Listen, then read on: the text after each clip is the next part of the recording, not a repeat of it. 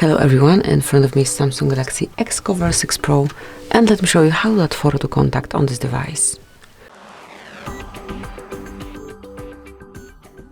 So at first open your phone dialer, then find and select the contact that you would like to add this profile picture to, and then click on Info.